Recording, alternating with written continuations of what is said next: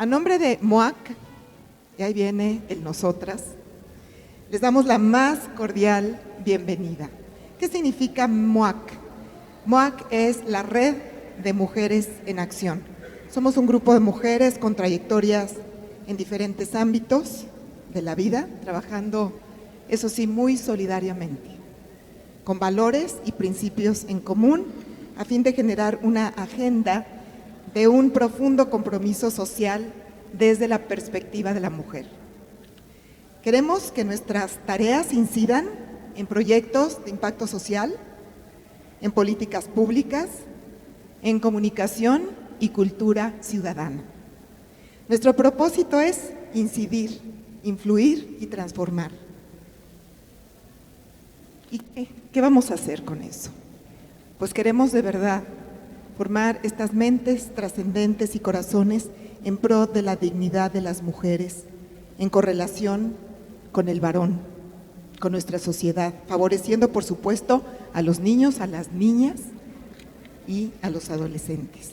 Es para nosotras un gran gusto poder hacer este primer gran evento en el que dos de las más bellas artes se fusionan en un espacio inigualable como es este Museo Sumaya. Museo Sumaya es nuestro anfitrión, nuestra sede, y es en este recinto en el que se entrelazan el más universal y sublime de los lenguajes del alma, y me refiero a la música. Y se une con la estética más excelsa y conmovedora, y me refiero a las artes visuales. Queremos agradecer el apoyo de todas las grandes personas que han intervenido en este encuentro, entre las artes plásticas y la música. Asimismo, para nosotras es un honor tener una probadita del prestigioso Festival de Música de Morelia, Miguel Bernal Jiménez. Gracias a la maestra Verónica Bernal Vargas, que aquí está, su directora general. Por cierto que este festival va a tener lugar en Morelia los próximos del 10 al 20 de noviembre, para que vayan apartando. Esta es una probadita la que les vamos a dar. Y gracias a Andrea Molina Millet. Y también le vamos a dar un gran aplauso.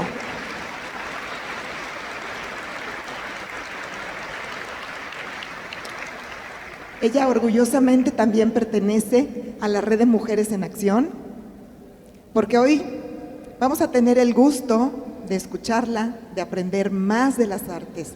Y también queremos reconocer el talento del dúo La Flor, por la música que nos ofrecerá acompañando obras maestras de distintos géneros. Y un aplauso para el dúo de La Flor también.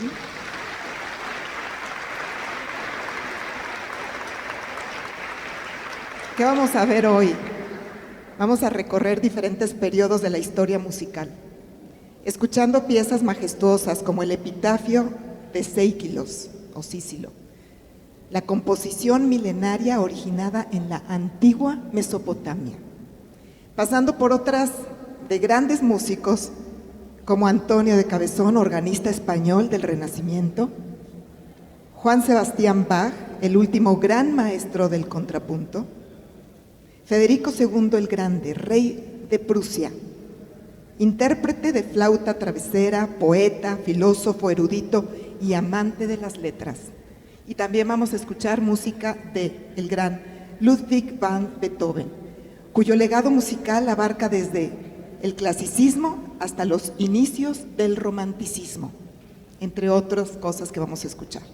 Y déjenme que les platique un poquito más. Este Festival de Música Miguel Bernal Jiménez surge en 1989, es decir, que se van a cumplir ya 24 años desde el inicio de este gran festival, y se instituyó con el objetivo de convertir a Morelia, por decir algo, en el Salzburgo de la música, aunque Morelia la verdad no tiene nada que pedir a Salzburgo. Y ahora es considerado este festival como el mejor de música de concierto de México, Cada año se realiza en noviembre en la capital michoacana, pero también van otros municipios del estado y por supuesto también a otras ciudades de la República Mexicana. El festival, como decía, no va a cumplir 24, va a cumplir 35 años, perdón, ya hice mal mis cálculos, en los cuales se han presentado orquestas, ensambles, coros, solistas de la más alta calidad provenientes de muchísimos lugares del mundo. Ya es algo tan prestigioso presentarse en este festival de Morelia, que viene gente de todo el orbe. Y hoy cuenta con 3 proyectos eje. 1, son conciertos con lo mejor de la música de concierto. 2, proyectos de formación académica. Y 3, apoyando el crecimiento de los jóvenes músicos mexicanos. Hacen proyectos sociales con orquestas, con coros comunitarios de niños, de adolescentes y, por supuesto, de adultos jóvenes. Andrea Molina, les voy a platicar un poquito de ella, es historiadora del arte, nacida en Yucatán, justamente en la Blanca Mérida. Actualmente vive en la industriosa Monterrey. Tiene una historia y una trayectoria de más de 15 años en las artes. Ha expuesto sus obras en México, en el Reino Unido, en Italia y en España. Cuenta con una maestría en Historia del Arte y con extensos estudios en diversas disciplinas, y ella ha sabido, por supuesto, desarrollar un modo original para contar la vida de los artistas, de las distintas etapas en las artes, de los movimientos artísticos, en su muy particular estilo que ustedes ya verán. El dúo La Flor está compuesto por el maestro Mario Quirós y el maestro David Ramírez.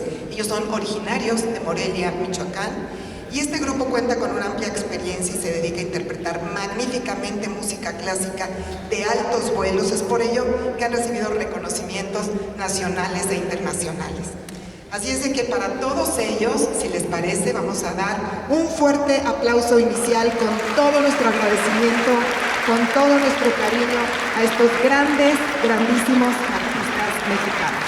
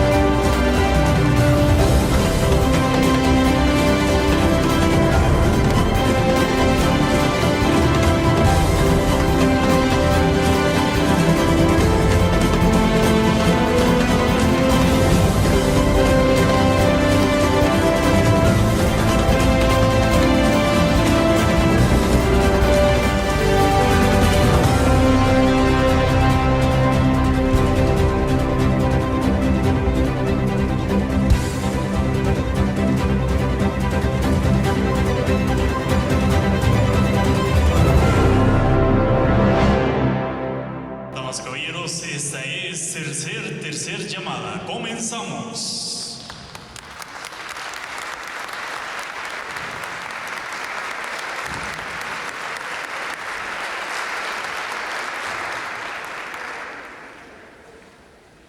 Oigan, pues hoy es una noche espectacular porque estamos aquí. Vamos a celebrar el arte, celebrar que estamos aquí reunidos, que nos dimos esta gran oportunidad. Gracias a todos los patrocinadores que creyeron en este proyecto. A Ana, ¿dónde está Ana? Ah, ya se me perdió. Bueno, yo a Ana le digo, ahí está ahí atrás. Le digo que es una gran araña, es una gran tejedora. Ella ha logrado armar una red de mujeres de diferentes especialidades y de diferentes pasiones, y así es como yo conocí a Vero, y a través de Vero conocí a estos dos grandes músicos, al maestro Mario y al maestro David, que nos van a acompañar hoy a lo largo de este recorrido, que les tengo que aceptar que es bastante ambicioso, porque nos vamos a ir desde Pericles, en la antigua Grecia, hasta prácticamente hasta hoy. Entonces, teniendo en cuenta que la capacidad de síntesis no es mi fuerte, espero que se la pasen muy bien.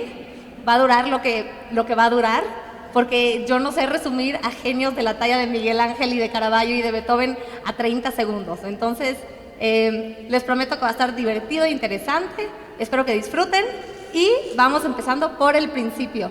Va, ¿la belleza es universal? Siguiente, César, por favor. ¿Puede lo ordinario ser bello? Siguiente.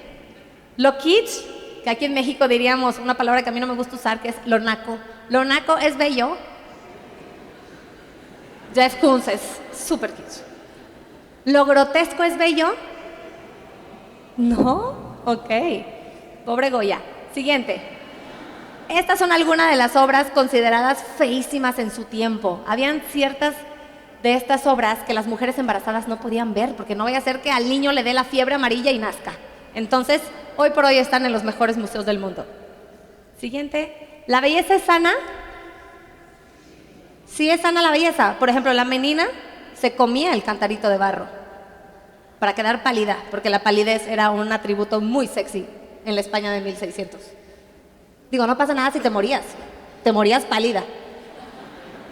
¿Puede la belleza ser efímera? Sí. ¿Dónde está la belleza? ¿En el objeto o en la persona? Y de estar en la persona, ¿dónde? En los ojos, en el cerebro, en su aura. Bueno, siguiente. Ya, ahora sí empezamos el recorrido. Nos vamos a ir hasta la antigua Grecia y Platón decía que la belleza reside en el alma del espectador. Es decir, cuando tú naces, tú ya sabes que es bello y que no. Y que lo bueno es bello y que lo malo es feo. Por eso las brujas son malas y son feísimas, ¿no? Para los griegos, el atributo más bello de todos era la simetría. En la siguiente imagen podemos ver la foto de la escritura, por así decirlo, musical más antigua que existe. Este pedazo de mármol, que no sabemos quién lo hizo porque se hizo en el 1225 a.C., se llama el Epitafio de Sísilo. Y Sísilo no era el autor, Sísilo era una persona que cuando muere su esposa manda a componer esta pieza musical, y la pieza es triste, pero da mucha esperanza porque habla de que aquí vamos a estar momentáneamente y hay que vivir el presente y disfrutar la vida, y con estos tonos griegos y melodías griegas se puede interpretar hasta el día de hoy. Ahora, esta pieza está en el Museo de Dinamarca, pero no siempre fue así. Se encontró hace muchos años, era muy preciada porque enseguida se identificó como la primera estrofa, digamos, musical, pero luego en el Holocausto de Asia Menor se perdió y muchos años después apareció. Adivinen dónde. Una mujer lo tenía en su casa y lo usaba como base para su maceta. Y luego dijeron, ¿cómo? Pero si esto es pieza de museo, y llegó a Dinamarca. Ahorita los maestros van a interpretar la primera melodía, la primera pieza musical que se conserva en la historia de la humanidad. Dura apenas 1 minuto, entonces la vamos a escuchar completa, porque hay piezas que van a interpretar que duran, por ejemplo, la de Beethoven 15 minutos, Mendelssohn 11 minutos, y a esas pues me voy a ver en la necesidad de de unirme con la voz para no hacerlo tan largo. Pero este del epitafio sí lo vamos a escuchar completo. ¿Va? ¿Listos? Música, maestro.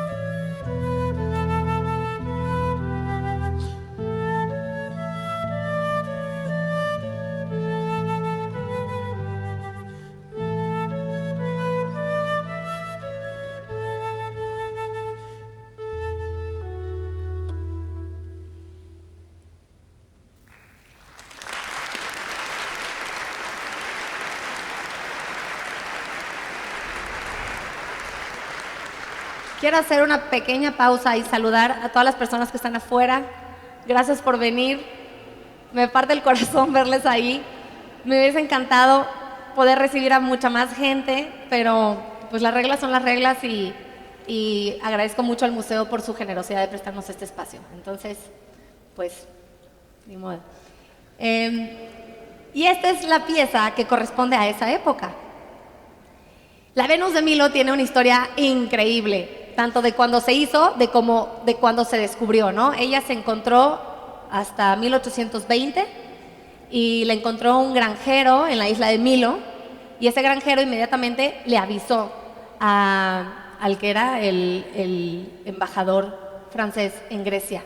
Y este se la llevó a Francia, se la regaló a Luis XVIII, y él, al año siguiente, en 1821, la puso en el Museo del Louvre. Ahora, ¿qué estaba pasando? En el Museo del Louvre, ellos tenían una pena gigante, porque cuando Napoleón pierde la batalla de Waterloo en 1815, entre las cosas que los franceses perdieron fue muy gran parte de su colección. Entonces, la Venus de Medici, que estaba en el Museo del Louvre, que era una estatua súper querida por todos los franceses, tuvo que regresar a Italia. Entonces ellos estaban de luto y de repente aparece la Venus de Milo.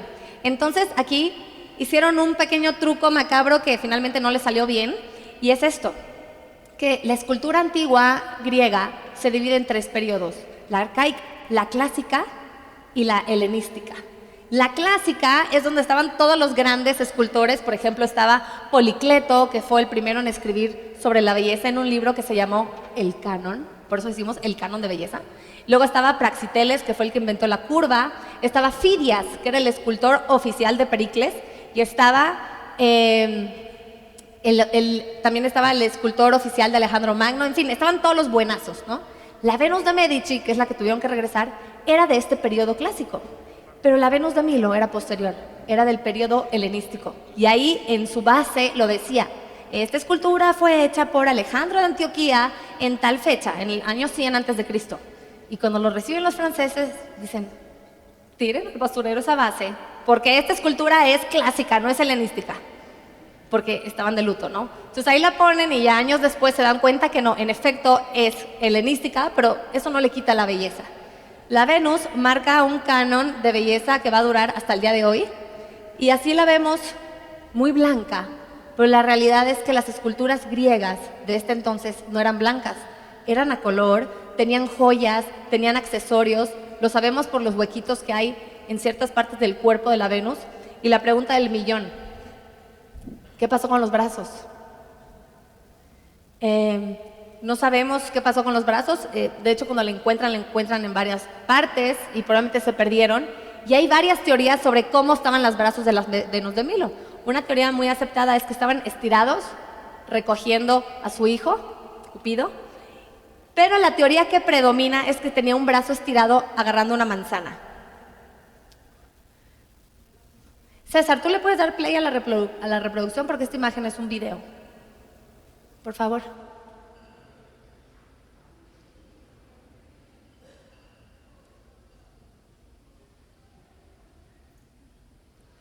Bueno, era una interpretación en 3D. Hoy la tecnología no está de nuestra parte, pero todo lo demás sí, así que no importa. Imagínense que está así, apoyada en una columna con una manzana agarrada. Y esa manzana nos lleva a la segunda historia, porque lo que yo estoy intentando hacer en este relato es hacer una sola historia del arte, que todo esté unido por eslabones, ¿no? La Venus tenía una manzana. ¿Alguien sabe por qué Venus o Afrodita, según si es griega o romana, tenía una manzana? Por la manzana de la discordia. La manzana de la discordia es que llega la diosa de la discordia y dice, esta manzana es para la diosa más bella. Y ahí estaban Afrodita, Hera y Atenea. Y nadie quería escoger quién era la más bella porque le tenía miedo a las otras dos, ¿no? Así que Zeus decide que Paris iba a ser quien decida. Y Paris era un pobre pastor troyano ahí caminando por el bosque y se le acerca y le dice, le tienes que dar esta manzana a la más bella. Entonces cada diosa le va a prometer algo. Atenea le dice, yo te voy a hacer el mejor soldado de la historia. Y Hera le dice, yo te voy a hacer el gobernante más poderoso del mundo. Y Afrodita le dice, yo te voy a dar el amor de la mujer más linda de la historia. ¿Y a quién creen que escoge? Afrodita. Entonces, Hera y Atenea juran venganza. Y esa venganza se va a llamar la Guerra de Troya. Porque sí saben que París va caminando y se topa con una mujer preciosísima llamada Helena. Helena de Esparta, era esposa de Menelao. Y París se la roba. Y Menelao, que era el rey de Esparta, pues dice, esto no puede ser posible, y va y ataca a los troyanos. Entonces es una guerra, es una serie de conflictos que va a durar muchos años entre Esparta, que era una polis griega, y Troya. Entonces tenemos dos bandos, ¿no? En Esparta tenemos a Menelao, que es el esposo dejado. Tenemos a Odiseo, que es el personaje de la Ilíada y la Odisea. Y tenemos a Brad Pitt, ¿sí? Y su 4% de masa muscular. Él es Aquiles, que es el gran guerrero de los griegos. Y luego en el otro equipo tenemos a los troyanos, que está París, que por su culpa o el causus belli de esta guerra fue él. Tenemos a su gran hermano Héctor. ¿Quién es equipo Héctor aquí? Nadie vio la de Troya. Yo soy equipo Héctor. Digo, por más que yo soy equipo de Héctor. Y luego tenemos a Eneas. Eneas era el segundo guerrero más poderoso de los troyanos. Entonces, ya sabemos cómo va la historia, ¿verdad? Llega un punto donde Odiseo dice, llevamos 10 años matándonos. Pobre Homero ya se cansó de escribir la Ilíada y ahí seguimos peleé. Y dice, esta guerra la vamos a ganar con la inteligencia. Y ahí es cuando se les ocurre dejar un caballo, que realmente no fue un caballo, Por error de traducción creemos que fue un caballo, pero realmente fue un barco diciendo, ya nos rendimos, y se van los griegos, y los troyanos están, ¡yay! Ganamos la batalla. Pero había un sacerdote del templo de Apolo que decía, no, oigan, esto es una trampa. Este sacerdote era este señor, Laconte. Laconte decía, no le crean, hasta le arroja una lanza para ver si había alguien. Y de repente llegan dos serpientes gigantescas del mar. Muchos dicen que es el rey Apolo castigándolos, porque a pesar de haber sido sacerdote tenía hijos. Y esas dos serpientes empiezan a devorar a Laconte, y entran los hijos de Laconte a defenderlos, y la serpiente se come a todos. Y ahí muere, y de repente, ya saben, al anochecer, ¡pum!, salen del caballo o del barco todos los griegos y ganan la batalla de Troya.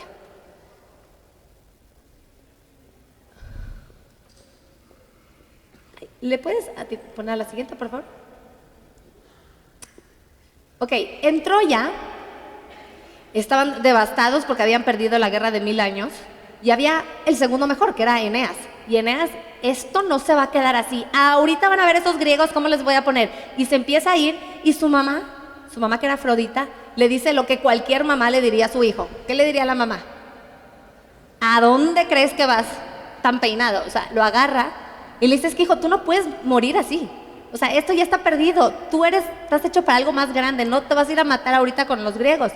Y Eneas dice, no, es que mamá, yo tengo que defender el orgullo de mi pueblo. Pero cuando su mamá Afrodita lo toca, él tiene una visión, una epifanía. Y se ve cómo su descendencia va a dominar al mundo. Entonces, por más orgulloso que era, dice, no, pues le voy a hacer caso a mi mamá y pues me voy a agarrar un barco e irme al destino porque no puedo morir en esta guerra, ¿no? Y obviamente naufraga porque pues Hera y Atenea seguían enojadas por la guerra, entonces hacen que llegue a otra parte y en fin, llega con su hijo a una costa y funda una ciudad que se llama Alba Longa. En Alba Longa van a estar muchos reyes y muchos descendientes hasta que llega el último rey de Alba Longa, que se llama Númitor. Y Númitor va a tener una hija y un hijo. Pero el hermano de Númitor quería el trono. Entonces mata al hijo, encarcela al papá y encarcela a la hija. Y la hija en un sueño queda embarazada de algún dios. Y tenía miedo del tío, de que ¿qué voy a hacer con este niño cuando nazca? Va a pensar que me escapé y que me van a matar. Entonces, cuando nace el niño, no era un niño, eran dos niños. Y pues mete a los niños en una canasta y los pone en el río y se van. Y esos niños llegan a un punto donde se acaba el río y chocan y los rescatan unos pastores y son amamantados por una loba. Y eran Rómulo y Remo, ¿no? Este cuento, que se llama La Eneida, lo escribió Virgilio porque el emperador Octavio Augusto le dice a Virgilio, escríbeme algo con tinte mitológico para que los romanos tengamos sangre de alcurnia y de preferencia que vengamos de los dioses. Entonces Virgilio se inventa esta historia de Eneas, donde hijo de Afrodita. Entonces los romanos ya son hijos de Afrodita, ¿verdad? Porque son descendientes de Eneas. Y esta es la manera en la que los romanos se sienten muy orgullosos de ser romanos. Y sabemos que van a gobernar el mundo entero, desde la Gran Bretaña hasta el Egipto y desde la península ibérica hasta del otro lado del mundo. Y en el año 1117 van a ser el imperio más poderoso del mundo, ¿no?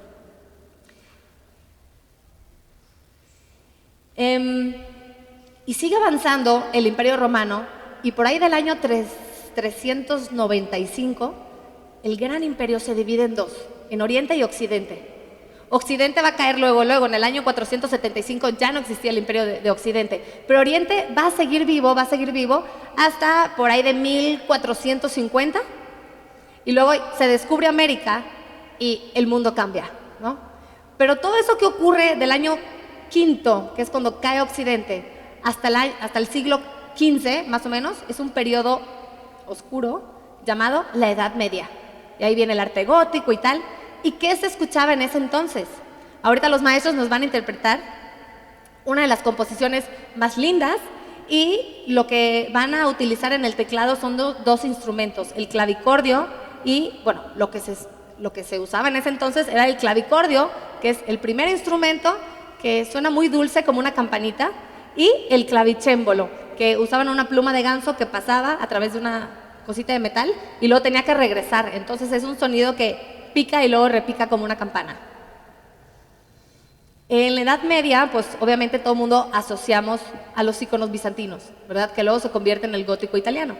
Y la belleza en la Edad Media va perdiendo su forma. Ya no interesa tanto la simetría, la proporción de la Venus de Milo y los grandes cánones que escribieron los griegos, sino que a ellos les interesa más lo relacionado con Dios.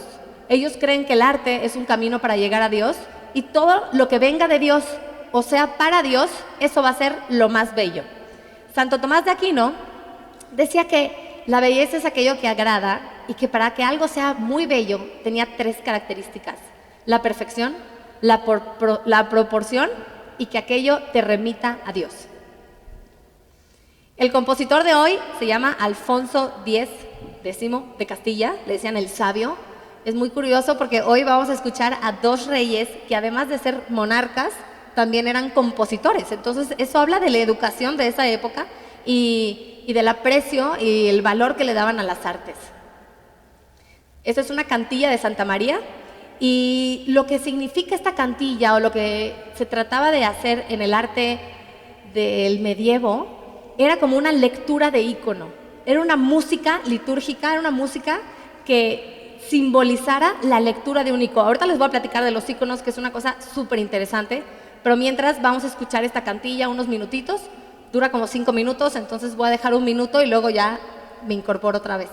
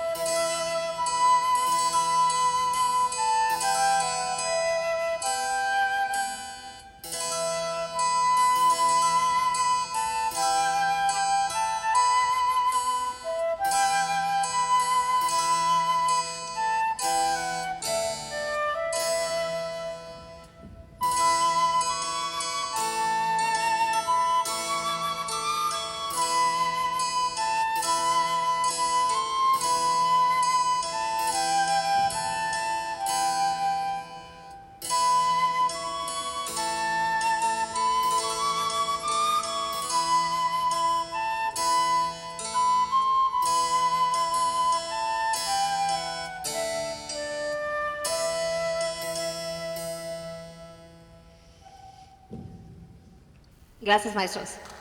¡Bravo!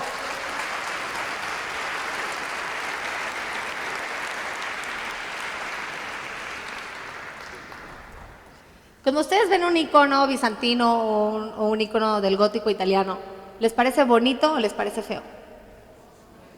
Hermoso. ¿Se han preguntado alguna vez por qué la proporción, haz de cuenta que no existe? Digo, teniendo en cuenta la proporción griega, ¿por qué de repente vemos a la Virgen María y luego al niño Jesús con el cuerpo de adulto pero tamaño miniatura, con una cabeza del tamaño de una pelota de tenis, y luego pero con los dedos gigantes diciendo, yo soy la Santísima Trinidad?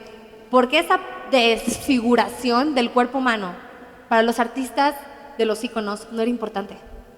No era importante, y de hecho esa deformidad era buscada, era anhelada. Ahí les va. Los pintores de íconos eran por lo general monjes que tenían que hacer una serie de eventos para poder empezar a pintar el ícono. En primer lugar, tenían que hacer un ayuno de más de 40 días. Luego tenían que limpiar toda su casa. Y en ese sentido me pregunto, ¿seré yo una pintora de íconos? Porque cuando yo pinto tiene que estar toda mi casa limpia. Toda mi casa limpia, el arroz cocido, las niñas dormidas, y ya que está todo en orden, ya puedo empezar a pintar. Pero con lo del ayuno yo creo que ya me perdieron. Bueno, entonces total, el monje hacía profunda oración, limpiaba toda su casa y luego se cambiaba con su ropa más elegante y empezaba a pintar. Si él vivía solo, pues nada, pintaba y se ponía a pintar. Pero si vivía en un monasterio, todos los demás monjes tenían que orar y orar y orar mientras el monje pintaba. Entonces, era una manera de orar, era una manera de estar conectado con Dios. Hay una frase que a mí me gusta mucho de San Juan Damasco que dice, muéstrame las imágenes que adoras y te diré qué tipo de fe tienes. ¿Sí? Entonces, las imágenes de los íconos, aquí está. Este es un ícono tradicional. Este se encuentra en Meteora, que es una ciudad en Grecia. Y tienen unas características muy peculiares. Escogí esta de los 3 jerarcas porque para mí lo muestra de una manera muy perfecta. Los íconos, por lo general, tienen los ojos grandes muy abiertos. ¿Por qué? Porque el santo que está pintado está viendo a Dios, está atento a Dios. Tienen la nariz muy delgada y muy alargada, porque eso significaba que ellos están oliendo la fragancia divina. Luego su boca, ¿cómo es? ¿Es grande o es chiquita? Chiquita. ¿Y está abierta o está cerrada? Cerrada. Siempre en los íconos, cuando vemos a la Virgen María, a Jesús, a los santos, son unas bocas diminutas. ¿Por qué? Porque los santos no son hombres de palabras, son hombres de hechos. Y no necesitan estar habloteando de que, yo soy, yo hice, yo vine, yo fui. No, ellos hacen, ellos demuestran. Entonces, también están callados, en silencio, escuchando a Dios. Por eso también tienen grandes orejas, porque están atentos a la palabra divina. Y su frente es enorme, de todo el conocimiento que ya tienen y del nivel y de la magnitud de contemplación que tienen. ¿Sí? Los dedos, por ejemplo, de Jesús siempre están en 3 formas. Aquí les muestro este. Este dice 2. Y cuando Jesús dice 2, está apuntando a las 2 naturalezas, la humana y la divina. Cuando dice 3, significa la Santísima Trinidad. Y cuando dice una cosa como así, es porque si tú separas los dedos, se forman las letras que dicen Jesús. ¿Sí? Cuando uno ve un ícono, la idea es que tú seas parte de la oración. Por eso los íconos siempre son cuadros y nunca son esculturas. Porque un ícono no puede tener la tercera dimensión, que es la profundidad, porque esa dimensión se la vas a dar tú, feligrés. Ellos quieren que a través de esa pintura tú te conviertas, experimentes, y por eso cuando vemos esos íconos deformados, sabemos que no se trata de una belleza tradicional, no se trata de una belleza elevada, sino que se trata de una belleza que no es de este mundo. Cuando vemos una pintura rara, con una frente gigante y una boca miniatura, sabemos que estamos ante alguien que fue santo, ¿sí? O ante la Virgen María. Entonces es una manera muy linda de venerar y de hacerle honra a la fe que tú tienes. Luego nos vamos acercando a ese final del gótico y principios del Renacimiento. A mí me da mucha curiosidad pensar en Miguel Ángel, por ejemplo, que es uno de los artistas que para mi gusto, si me preguntan, digo, nadie me preguntó, pero se los voy a decir, Para mí Miguel Ángel es el mejor artista de todos los tiempos.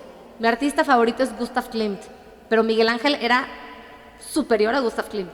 Para mí en maestría nadie le gana a Miguel Ángel, pero hay equipo Leonardo y hay equipo Miguel Ángel. De hecho, cuando uno dice Renacimiento, el primer artista que aterriza en tu cerebro es Leonardo da Vinci. Y Miguel Ángel decía, ¿pero por qué? Si tú eres un genio de papel, ¿dónde está tu Piedad? ¿Dónde está tu Sixtina? ¿Dónde está tu David? Tú eres un genio de papel, mijito, de que vuela el árbol y la bicicleta voladora, pero desgraciadamente ninguno de los inventos de Da Vinci pudieron ver la luz porque el hombre, diría Freud, despertó y la humanidad seguía dormida. Entonces, pues sí, Leonardo siempre andaba elegantísimo, perfumado, almidonado, y Miguel Ángel, el pobre apestaba porque decía que bañarse era muy malo para la salud, se bañaba una vez al año. Imagínense los pobres albañiles que trabajaban con él en la Sixtina, o sea, renunciaban, pues claro que renunciaban. En fin, a mí me da curiosidad saber qué hacían ellos, o sea, cómo era su día a día. Ok, entiendo que no se bañaban, pero ¿qué les gustaba comer? Y de repente, siempre preguntando de, ¿qué? Si tuvieras a Da Vinci parado frente a ti, es algo que he platicado con mi esposo de repente, ¿qué le dirías? O sea, ¿le darías un iPhone? ¿Le dirías del internet? Y yo, no, olvídate, le daría yo unos tenis Nike para que el hombre vea tipo caminar sin guarache, ¿no? O sea, lo más básico. Y me había llamado mucho la curiosidad de qué escuchaban, porque Leonardo tocaba la lira y era encantador, los reyes se lo peleaban porque tenía plática y sabía de música. Y hablando de esto, yo le decía al maestro Mario, yo quiero que nos interpretes algo que oía Da Vinci. Y me dice, no, vamos a tocar una pieza inglesa. Y yo, no, italiana, por favor, es italiana. No, porque esta plática se trata de la belleza y la más bella es esta, que es la inglesa. Pero como los juglares y los músicos viajaban, muy probablemente Da Vinci y Miguel Ángel y Botticelli y Rafael y todos ellos la escucharon. Entonces, hoy hablamos de cosas bellas y esto es lo más bello de su tiempo. Se llama el Códex de Robertsbridge. Se llama así porque apareció en la abadía de Robertsbridge, aunque hoy por hoy está en la Biblioteca Británica de Londres. Y es el primer papel, ya con las partituras como las conocemos hoy, que se conserva en la humanidad.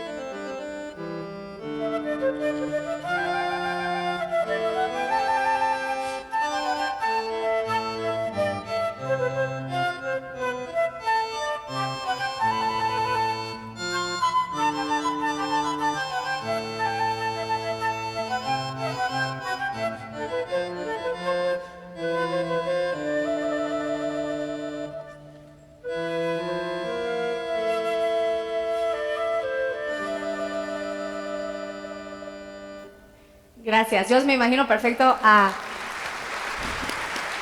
la Mona Lisa sonriendo con este tipo de piezas que se interpretaban. Porque, ¿por qué la Mona Lisa tiene esa sonrisa tan enigmática? Es porque Leonardo, cuando pintaba a sus mujeres o a sus personas que iba a retratar, se aseguraba que siempre hubiese diversión, buena música, les sacaba plática, les contaba chistes. Por eso sus personajes están sonrientes, ¿sí? Y esa era la típica música que se usaba en esa época. Y ya que estamos en el Renacimiento, nos vamos a ir hasta pasillos donde caminaba Julio II, que era un papa, el papa que dijo un día, voy a construir la Basílica de San Pedro. Entonces, pues esa construcción llevó mucho tiempo, mucho esfuerzo, muchos recursos, muchos artistas, y de repente estaba el papa y le corren a avisar de que había aparecido un mármol griego ahí en Roma. ¿Cómo? Y el papa estaba con su arquitecto de confianza, que era este señor Giuliano Sangalo, con el hijo de Giuliano Sangalo y con el amigo del hijo. Y pues vamos a ver qué apareció. Y apareció ahí cerca de Santa María la Mayor, que es una iglesia que muchos que van a Roma igual y no la visitan, pero es una iglesia súper importante. Entre otras cosas, porque tiene el primer cargamento de oro que llegó de la Nueva España a Europa. Y como el papa de ese entonces era Rodrigo Borja, que era español, y él fue el que les dio permiso a los reyes católicos de hacer la expedición, en agradecimiento a eso y a que les dio el título de reyes católicos, les dan el primer cargamento y hasta el día de hoy está en Santa María la Mayor. Entonces, cerca de ahí apareció esta estatua, y esta estatua es un personaje que ustedes ya conocen, ¿verdad? Laconte y sus hijos.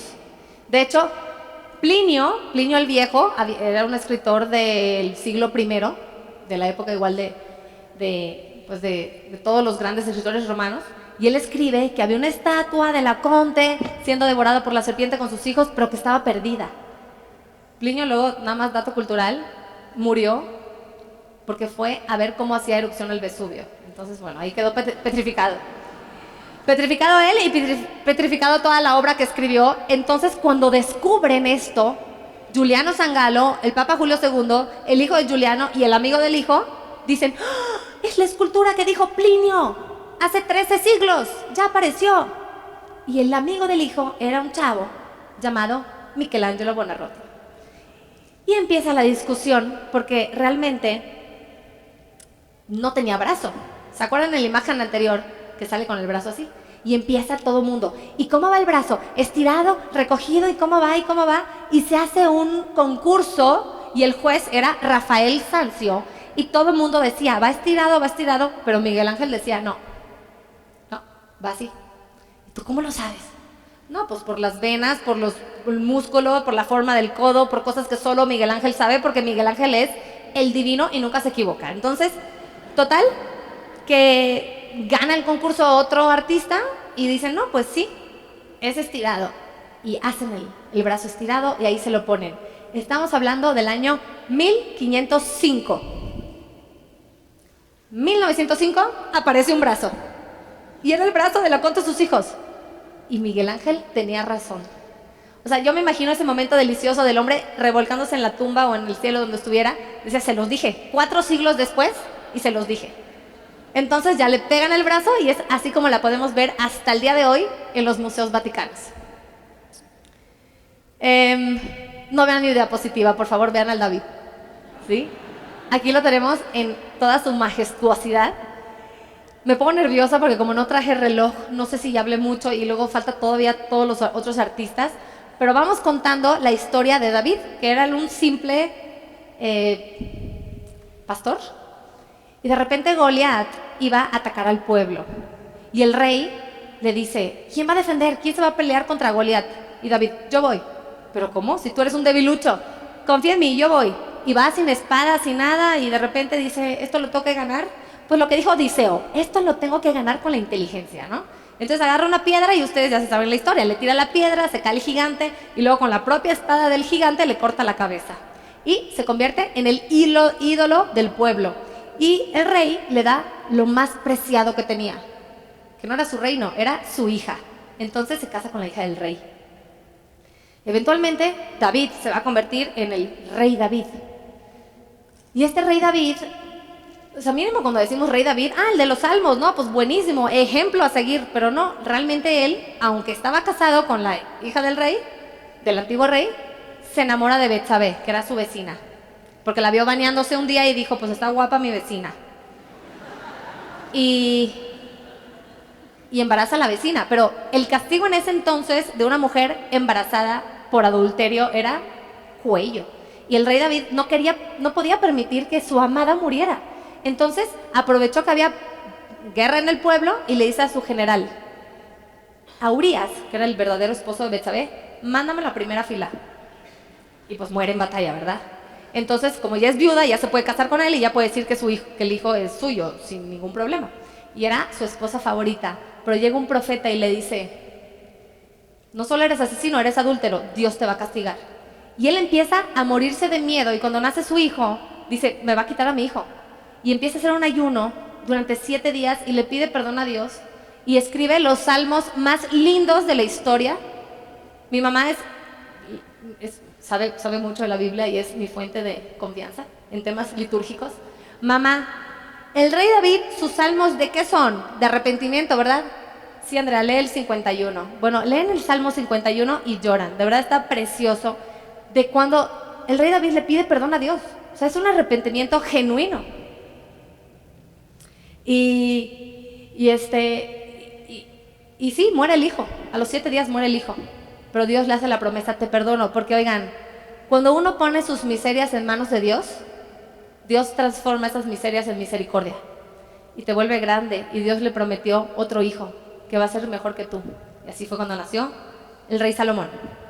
Bueno, regresando al David, esta es la historia del personaje. Pero la historia de Miguel Ángel es que, pues, él va a esculpir en un mismo trozo de mármol de Carrara, un trozo que estaba abandonado por 40 años, nadie lo quería tocar porque decían que tenía un hueco por medio. Entonces imagínense qué coraje estar con tu cincel y de repente huecazo, pues se te arruina la obra, ¿no? Entonces nadie lo quería agarrar, pero Miguel Ángel, no hombre, ahí le hago las piernas, el hueco, aquí le quito lo que sobra y hace al David. Estaba destinado para estar en la cúpula de la Catedral de Florencia, pero si saben que pesa muchas toneladas y no la pudieron subir. Y fue justo ese momento en donde expulsan a los Medici. A los pobres Medici, tan buenos que eran, los expulsaron 2 veces de Florencia. Y Miguel Ángel era anti-Medici. Pero bueno, aprovechando que expulsaron a los pobres Medici, agarran a David y como no lo pudieron subir allí, lo van a poner en la Piazza de la Signoria, que era una piazza que está cerca del río Arno, que él está volteando a ver así a los enemigos, porque para allá estaba Roma, para allá estaban todas las potencias enemigas, ¿no? Los papas, los de Siena, los florentinos estaban peleados por medio mundo. Y se volvió un sinónimo de identidad política, de independencia, de los Medici, de los romanos, de los papas, de todos. Entonces se volvió muy famoso y hasta mucho tiempo después ya lo llevan a la galería de la Academia. ¿Por qué tiene una mano más grande que otra? ¿Creen que Miguel Ángel se confundió? No, porque ya dijimos que él es perfecto. Tiene una mano más grande que otra porque existía en ese entonces un cuentito de la manus forti, o sea, la mano fuerte. Y es como cuando David dijo, esto lo tengo que ganar con la inteligencia y con la astucia. Por eso le hace grande la mano para enfatizar ese pequeño detalle. Y luego, como hace el David y hace la piedad, pues la fama de Miguel Ángel llegó a los cielos. Y el Papa Julio II le dijo, ven acá, te tengo un encargo, quiero que esculpas mi tumba. Y esa tumba va a ser el proyecto más ambicioso de Miguel Ángel. Va a ser un proyecto en el que va a trabajar 40 años de su vida. Es su obra cúspide, ¿sí? Y cuando empezó a hacer el Moisés, que era uno de los 200 elementos que quería en la tumba, el Papa le dice, oye, ¿sabes qué? Siempre no. Píntame el techo de la Capilla Sixtina. ¿Cómo? Pero si yo soy escultor. O sea, escultor, pintor. Y además soy el mejor escultor de todos los tiempos. No voy a pintar. No, es que vas a pintar o ya no puedes hacer mi tumba. No, pues no lo voy a pintar. Bueno, entonces te excomulgo. Bueno, entonces Miguel Ángel dice, esto está muy sospechoso. Creo que es una trampa de mis rivales, porque obviamente ahí todos los artistas se peleaban por el favor del Papa y creía que era una trampa de Bramante, de Rafael, de todos los demás para que fracase, porque Miguel Ángel no sabía pintar. Y dice, bueno, pues si voy a fracasar a lo grande. Y aunque le pidieron 20 figuras para la Capilla Sixtina, él va a pintar 300 figuras en un andamio que él mismo construyó a 20 metros de altura, distinto a como lo pinta Hollywood. Lo pintó parado, no acostado. Y hablando de belleza, no podemos no hablar del Adán de Miguel Ángel, porque él va a cambiar para siempre el paradigma de cómo el hombre va a estar representado. Porque el hombre del medievo era un pobre flacucho, así, no soy nada y de polvo nací, sumido en un valle de lágrimas y Dios todo majestuoso, al cual obviamente no se le veía la cara porque las escrituras dicen que a Dios no se le ve la cara, y el hombre era una porquerita así. Por eso las catedrales góticas son tan altas y tan grandes, para que cuando tú entres digas, madre mía, soy muy pequeño, y digas, Dios es grande y yo soy una miseria. Pues así el hombre estaba representado antes, y Miguel Ángel va a agarrar toda esa tradición griega y le va a poner músculos, como si Adán hubiese ido al gimnasio todos los días, y lo va a poner en una pose bastante desinteresada. O sea, como la mano de Adán, hagan así su mano. No es que esté levantando el dedo índice, simplemente si tú dejas floquita tu mano, el dedo índice se levanta. Está a cero esfuerzo. Y Dios llega a toda prisa y le pinta cara y se inspira en Zeus. Porque si tuviera rayos ya los estuviera lanzando y es Zeus, ¿no? Y aquí lo que lo que Miguel Ángel nos quiere decir es un cambio de la lectura que le hemos dado desde siempre a la creación del hombre. Porque antes, tanto las escrituras como los cuentos como todo, decía que Dios creó al hombre por medio de la insuflación del aliento divino. O sea, le sopló polvo y se creó el hombre. Y aquí no, Dios lo crea tocándolo. Y si Adán quiere estirar ese dedito, toca a Dios. Si no lo tocas porque Adán no quiere, porque Dios está así. Entonces, este cambio de mentalidad de decir, somos creación de Dios, no nos creó como una porquerita, sino nos creó a su imagen y semejanza. Está en nosotros estar con Dios, Dios está ya para nosotros, y finalmente no estamos solos. ¿Sí? Entonces fue un cambio de mentalidad y de belleza y de todo.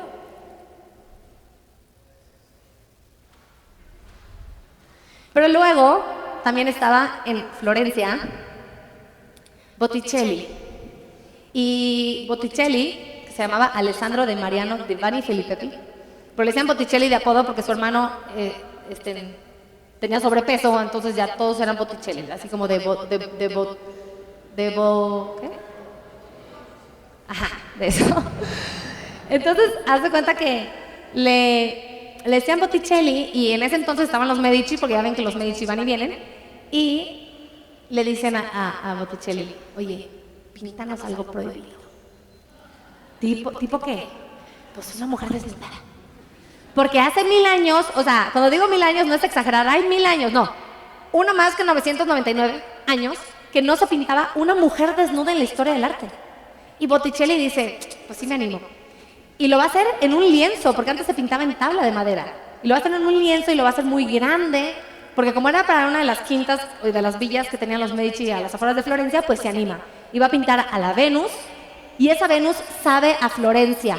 Él va a marcar pues ahora sí que el canon que va a durar hasta el día de hoy. De la Venus de Milo es un recalentado, o sea, es la proporción perfecta, la simetría perfecta. Todavía conserva la Venus de Botticelli esa estética gótica, como medio delineada, medio alargada de las figuras góticas, no está tan musculosa como lo hubiese pintado Miguel Ángel, pero la medida es perfecta, o sea, la distancia entre un seno y el otro es la misma distancia entre un seno y el ombligo, y entre el ombligo a donde la pierna pierde su casto nombre. Entonces, hay miles de simbologías a través de esta pintura, no la vamos a estudiar hoy, no la vamos a platicar hoy. En mi cuenta de Instagram tengo varios posts de ella, pero que sepan que esto era considerado lo bello en la Italia de Botticelli. Y luego sigue avanzando, y del Renacimiento, pues cuando muere Miguel Ángel y muere Rafael, se acaba el Renacimiento. O sea, habían sido demasiados grandes. Esas tortugas niñas de verdad que impusieron algo gigantesco. Estaba Rafael, Donatello, Miguel Ángel, Leonardo, y cuando muere Rafael, muchos historiadores dicen, pues aquí se acabó el Renacimiento, y ya todo el mundo empieza a pintar a la manera de Rafael, a la manera de Miguel Ángel, y por eso ese periodo artístico que viene ahorita, que es después de 1550 más o menos, se llama el manierismo, porque pintan a la manera de. Y en el manierismo tenemos a este artista que se llama Antonio de Cabezón.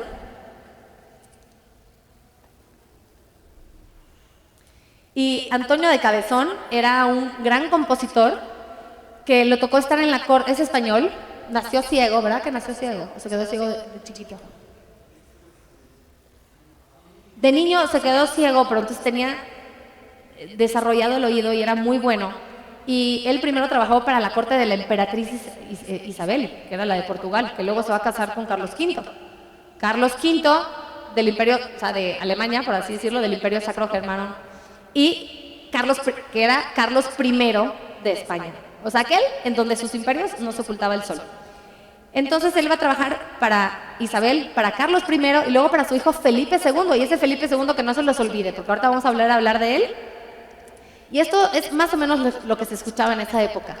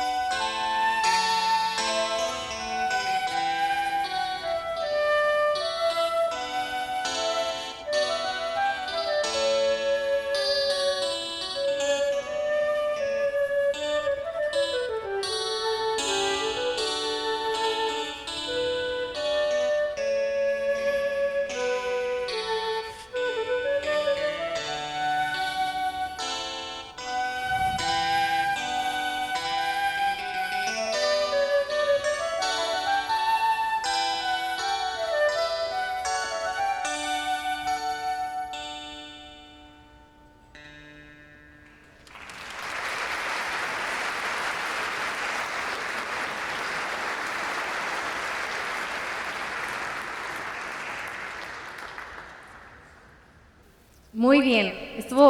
¿Les gustó? Pues con esta interpretación, ¿cómo no les va a gustar, verdad? Bueno, en ese entonces estaba Carlos V y luego su hijo es Felipe II. Y de repente llega a la corte de Felipe II un artista griego que él había nacido en Creta. En Creta se había dedicado a ser pintor de íconos religiosos. O sea, imagínense toda esa tradición que trae. Y luego se va de viaje y se va a Venecia, pero se pelea con Tiziano y con Tintoretto, entonces se va a Roma. Y en Roma entra a la Capilla Sixtina. Y no es por juzgar al Greco, pero imagínense con la formación de pintor de íconos, que se pinta con tal respeto, con tal devoción, que cuando ve la Capilla Sixtina, dice, no. Y va con el Papa y le dice, me ofrezco mis servicios para tumbar ese techo y volverlo a pintar. Digo, lo hizo muy bien Miguel Ángel, pero yo lo puedo hacer de una manera más honesta y más decente. Y obviamente lo patearon de Roma. Bye. Entonces dice, pues ¿a dónde me voy? Pues a Madrid. Entonces llega a Madrid y su sueño era trabajar para la corte de Felipe II.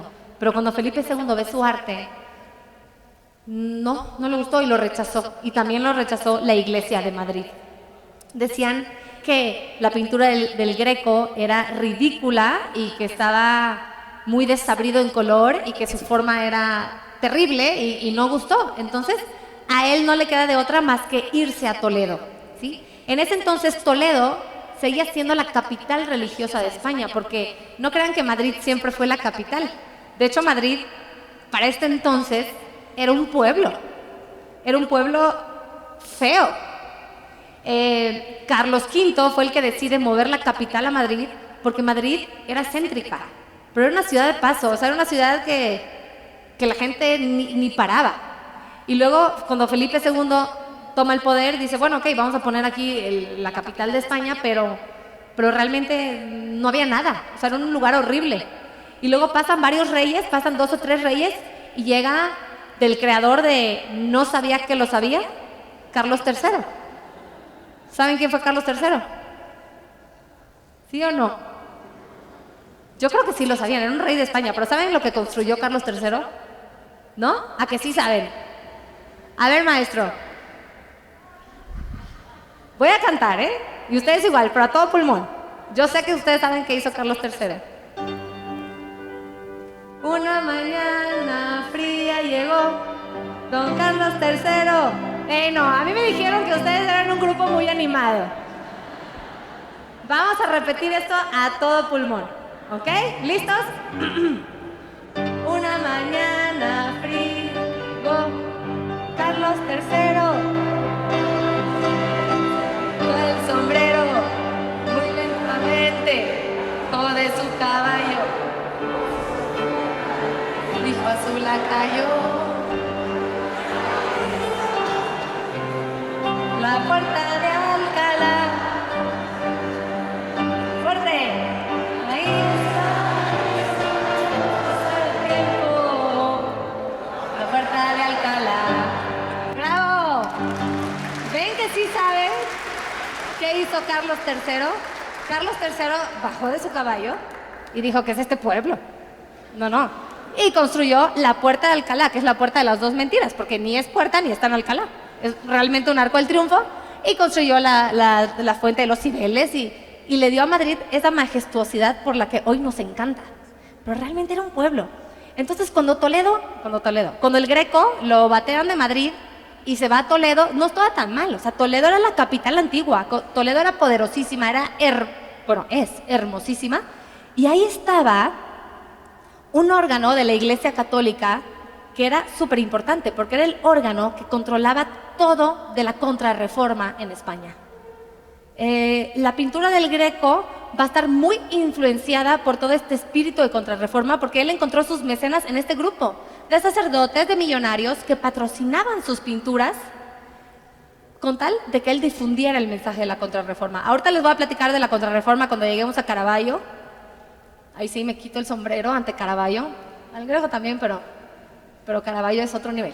Vean, esta es la...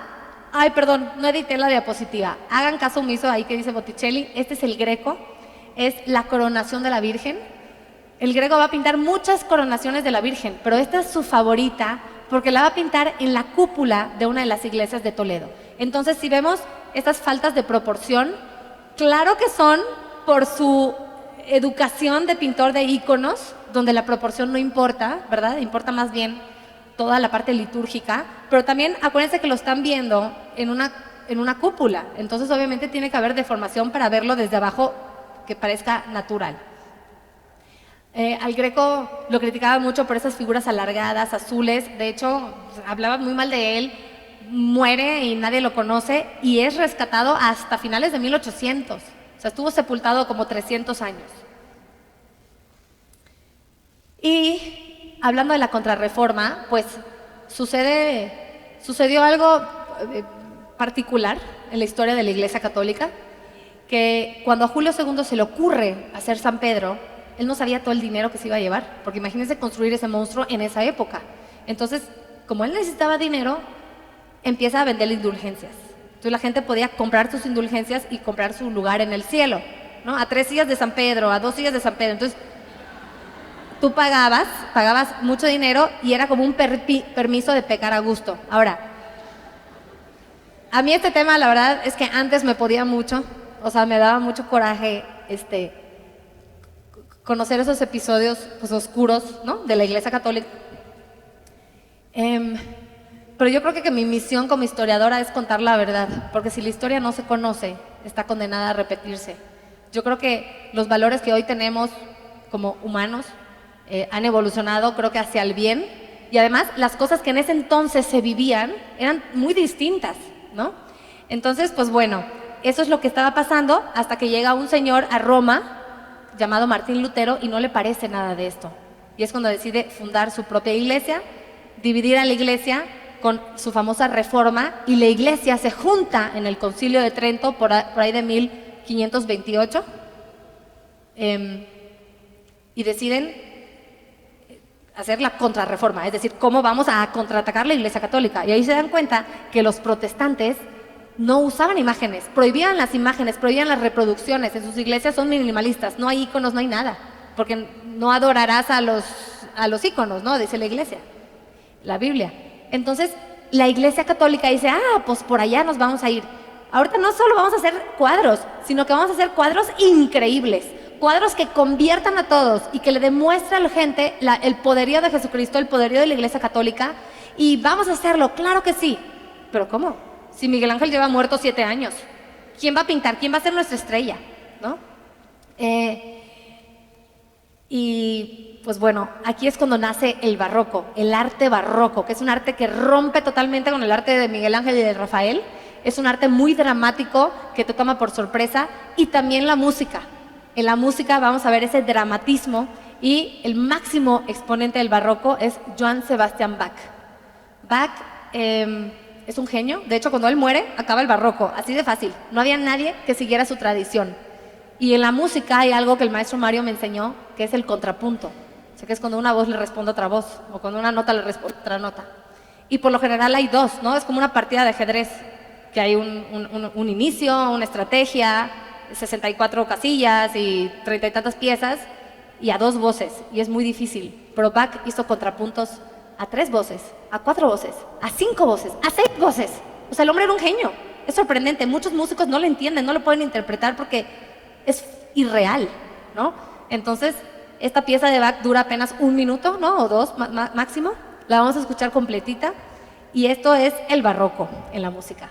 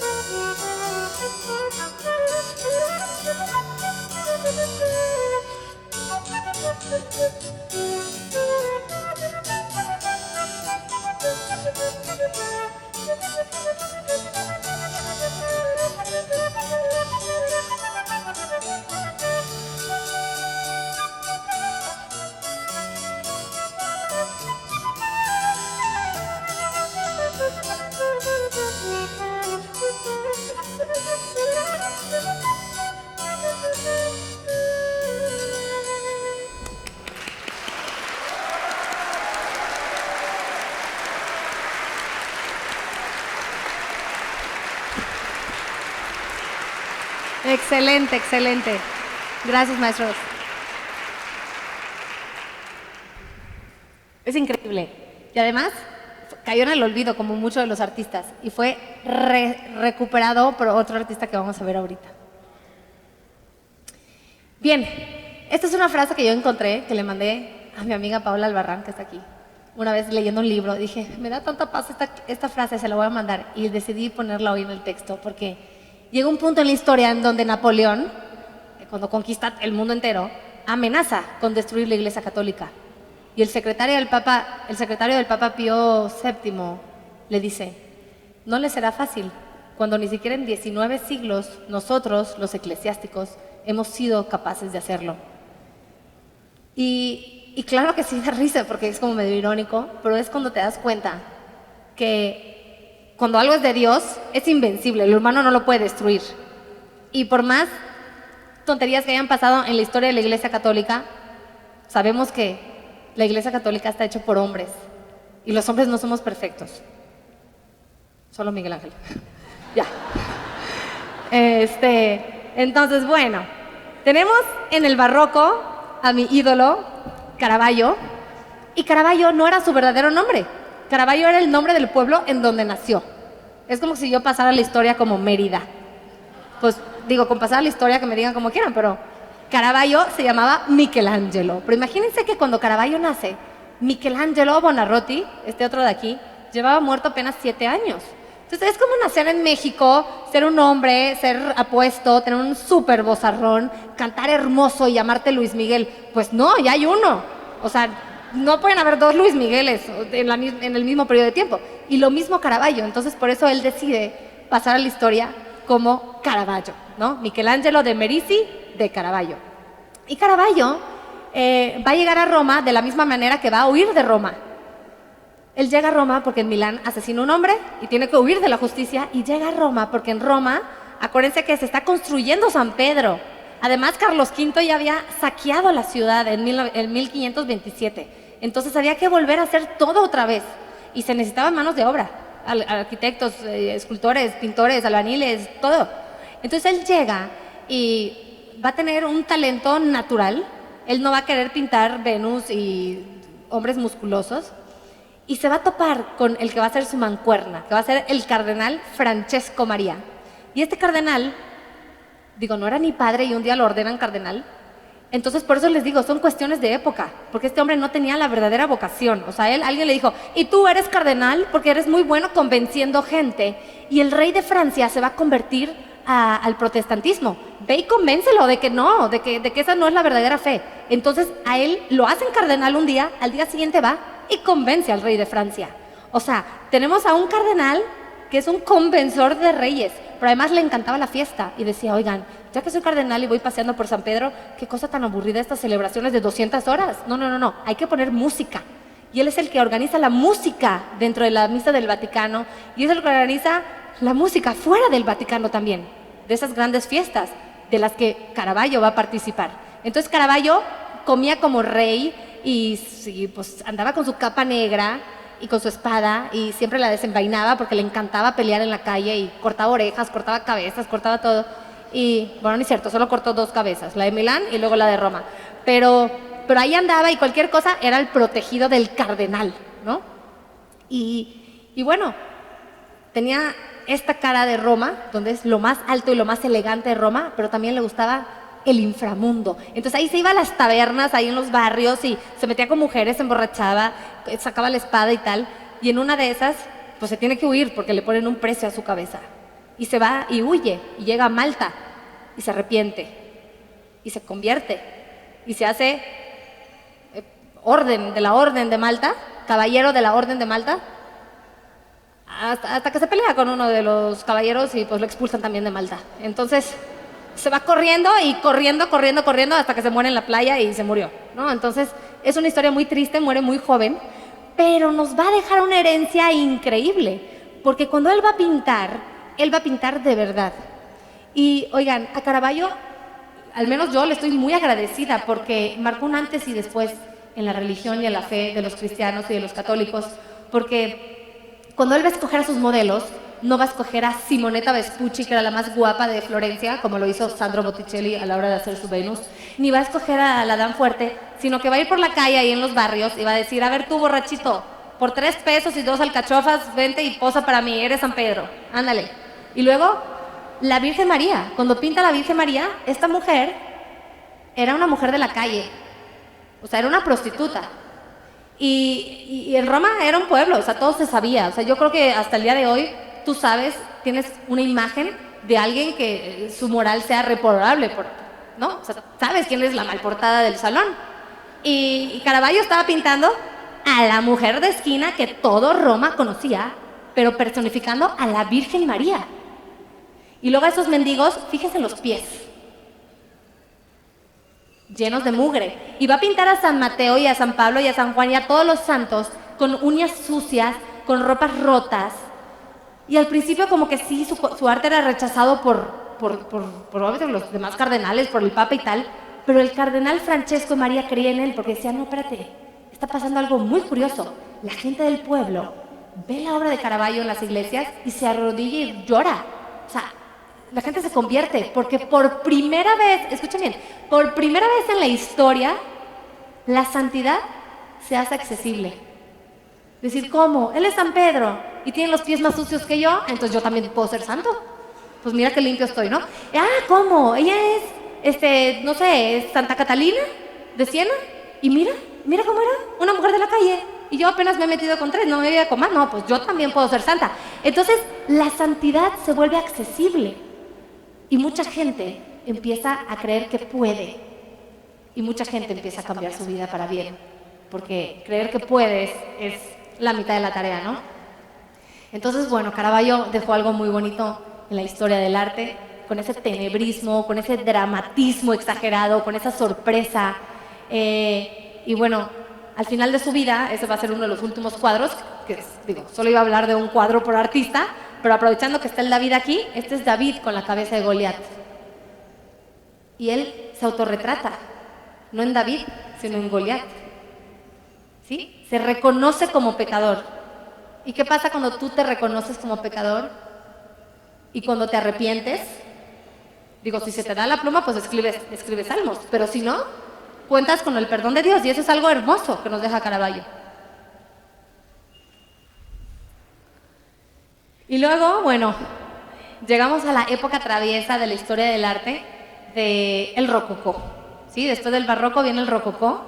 Federico el Grande era un rey de Prusia, el primer rey de Prusia, bueno, Federico I. Y él no le gustaba nada de la cultura prusia, a él le gustaba todo lo que estaba pasando en París, porque París era la corte más elegante del mundo. Bueno, después de Rusia, ya Rusia es otro nivel, es asuntos de zares, ahí sí no me meto, pero de las cortes europeas, la corte de Luis XV, de Luis XVI, de Luis XIV, el rey Sol, era la cosa más refinada. Entonces, Federico, a pesar de ser de Prusia, él exigía que en su corte se hablara francés, se vistiera de moda francesa, y todo era francés. De hecho, él trae a Bach a su corte y le enseña.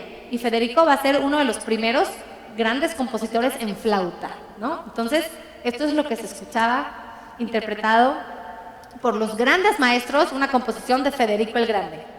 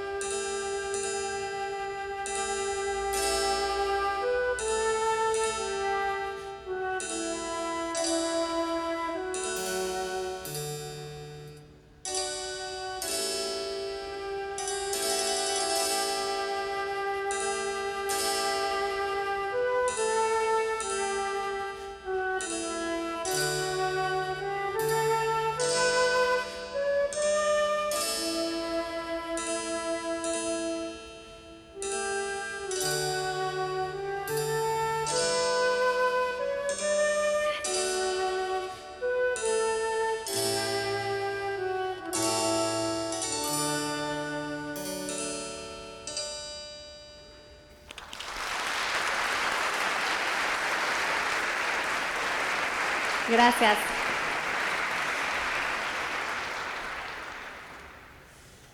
Y el rococó, cuando uno piensa en rococó, ¿quién es el primer personaje que te llega?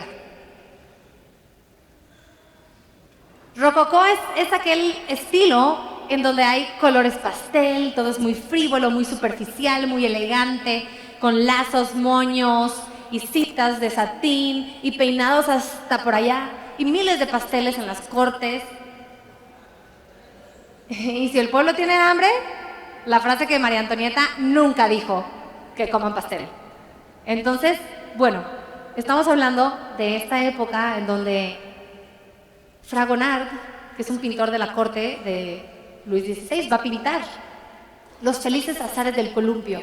Y es uno de los cuadros más famosos de la historia porque sale en Frozen. No se crean.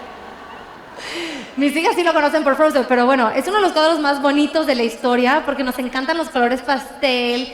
Y ahí, oigan, qué hermoso, es un esposo columpiando a la mujer y con su vestido. Pero realmente yo les dije que esto era moralmente reprochable porque si se fijan, ahí hay un angelito, una estatua de angelito. Esos angelitos italianos se llaman putti, con doble T, y el angelito está haciendo así. Porque el secreto, que el amante está ahí abajo. Vean al amante, está ahí abajo viendo lo que hay debajo de la crinolina. Entonces, el pobre esposo ingenuamente la está columpiando y a sus pies hay un perro. Igual y no se aprecia tanto a los que están en la escalinata, pero a los pies del esposo hay un perro. El perro siempre ha significado la fidelidad. Y bueno, pues el amante está encantado. Y ahora, hay otra pista ahí.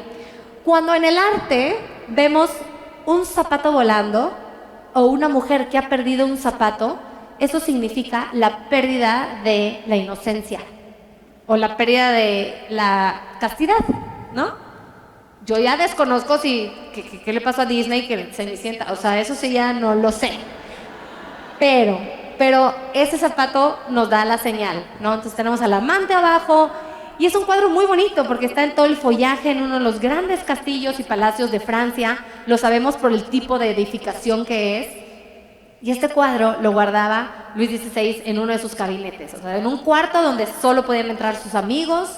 Entonces ahí estaban y se juntaban y lo veían y cotorreaban y se emocionaban y bebían champán y tenían a sus amantes y era el desenfrene total.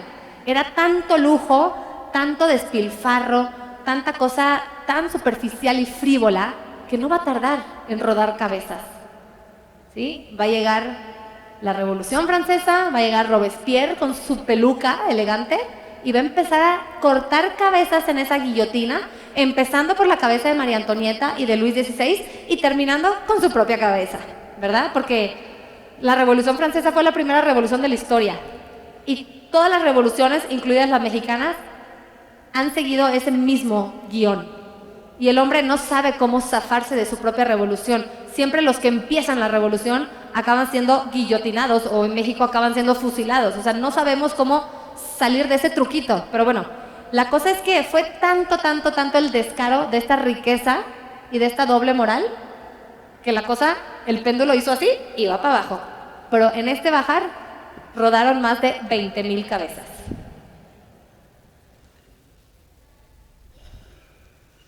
Y aquí va la parte en donde llega Beethoven, que es uno de mis favoritos. Y esta pieza, yo le hablé a Mario un día y le dije, Mario, ¿hay manera de incluir la heroica de Beethoven? Y me dice, no, es que, sí, bueno, yo hago lo que tú quieras, Andrea. Yo, ay, gracias, maestro. Es que es súper importante escuchar esta canción, bueno, no esta canción, esta composición musical, porque esta experiencia de hoy se trata de una fusión. Así que yo agradezco a Mario de corazón haberme cumplido todos los caprichos de música. Pero lo que pasa es que Francia va a atravesar por muchos periodos y va a haber un artista, que es Jacques-Louis David, que ahorita vamos a hablar de él, que va a ser el artista más político de todos los tiempos, porque se va a saber mover. Era el pintor oficial de la monarquía, y luego de la monarquía viene la asamblea, que es un periodo de la asamblea, y va a ser el pintor oficial de la asamblea. Y luego viene la convención, y va a ser el pintor oficial de la convención. Y luego llega el terror con Robespierre, que es donde Marat y Robespierre y Danton le dan cuello a toda Francia, y va a ser el pintor oficial. De hecho, pinta a Marat muerto en su bañera, con su turbante, ¿sí? Bueno, y luego llega el directorio, que es cuando aparece Napoleón, y va a ser el pintor oficial de Napoleón. Y luego por fin el consulado, porque Napoleón se proclama cónsul, y también va a ser el pintor oficial del consulado. O sea que era el pintor favorito de todas unas generaciones increíbles de Francia, ¿no? Y cuando llega Napoleón, al principio lo era muy querido, o sea, era muy querido por todo el mundo. A Napoleón le debemos tantas cosas, empezando por la educación secundaria, la independencia de los pueblos de América, incluido nuestra independencia. O sea, por las hazañas de Napoleón, y las fichitas que cayeron de dominó fue que México dice, ¿cómo? Si Napoleón ya conquistó España, ¿nosotros qué hacemos rindiéndole cuentas a la corona que ya no existe? Están tomando champán en Versalles los reyes, Fernando VII y Carlos IV. No, nos independizamos. A Napoleón le debemos todo el entendimiento de la cultura egipcia. Claro, saqueó Egipto, pero pues, gracias a la piedra Rosetta entendemos los jeroglíficos, entonces pues Napoleón no estuvo tan peor. Y a Napoleón le debemos muchas leyes que hasta hoy nos rigen. Y también frases de repente muy buenas que se pueden aplicar como vísteme despacio que voy deprisa, ¿no? Entonces, Napoleón era un héroe en todo el mundo y Beethoven estaba tan encantado con las hazañas de Napoleón, estaba tan agradecido de que por fin Francia tenía una mano fuerte que los guiase. Ya sabían desecho de la monarquía, desecho de Robespierre y sus pelucas, y de repente llegaba un líder bien preparado, gran estratega militar, todo importaba, hasta su historia de amor con Josefina era inspiradora. Y Beethoven le va a componer su tercera sinfonía, que es, para mí se me pone la piel chinita. Esta vez sí les voy a pedir que cierren los ojos y se imaginen a Beethoven emocionado dedicándole esta canción al héroe del mundo que era Napoleón. ¿Va? Bien.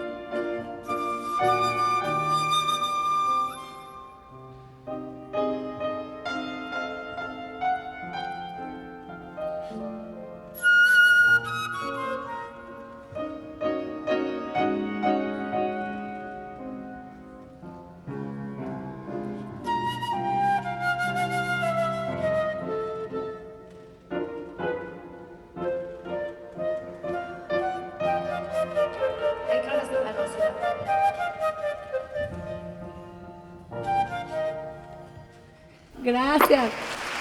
Es que Beethoven es increíble y los maestros más. La heroica dura 15 minutos. Un día, por favor, escúchenla. Y la pieza que vamos a ver hoy, la obra de arte, es Napoleón cruzando los Alpes, ¿sí? Mi papá tenía un chiste de cuando teníamos 3 y 4 años que era: ¿de qué color es el caballo blanco de Napoleón? Y todos, blanco. No, negro, porque se cayó al charco. Bueno, Napoleón cruza los Alpes en el paso del Gran San Bernardo y es una estrategia que él tenía para sorprender a los austriacos y recuperar terreno italiano, ¿sí? En la batalla de Marengo. Entonces, Jean-Louis David la va a pintar así, elegantísimo, generalísimo, con su capa roja, galopando sin miedo, liderando el ejército. Él va de primero, en su corcel divino blanco, y está en la punta del precipicio, pero él no tiene miedo y hay los truenos atrás, ¿sí? Y esa es la historia que el arte nos hizo creer. Pero es que en ese entonces no existían los filtros de Instagram y lo que veía uno en el arte era la verdad. Por eso yo les preguntaba, ¿la belleza siempre es verdadera? Y la respuesta es que no, porque si a mí me preguntan cuál es la realidad, esta fue la de Pau de la Roche, que él pintó cómo realmente cruzó en los Alpes. Él la cruzó a mula, no a caballo, vestido como campesino, muerto de frío, se tomó 22,000 botellas de vino, digo él y todo su ejército, y lo cruzó después del ejército. Es decir, va primero el ejército y luego Napoleón. Pero bueno, el cuadro de David ayuda al mito que se hizo. Y aquí la parte importante es que cuando Napoleón regresa victorioso de esa batalla de Marengo, sabemos que el poder corrompe. Y el poder absoluto corrompe absolutamente. Y él fue cuando dijo, es que yo no quiero solo Francia, quiero todo el mundo. Y va y conquista Portugal y España y aquí y arriba y abajo. Y cuando empieza a hacer todo eso, a Beethoven le da tanta rabia. Pues ¿y cómo así, Napoleón? O sea, si ya nos libramos de los Luises, ¿por qué tú vienes a proclamarte emperador? Y le retira la dedicatoria. Porque antes esa melodía se llamaba Napoleón y ahorita se llama Heroica. ¿A quién? A algún héroe de la antigüedad. No tiene nombre.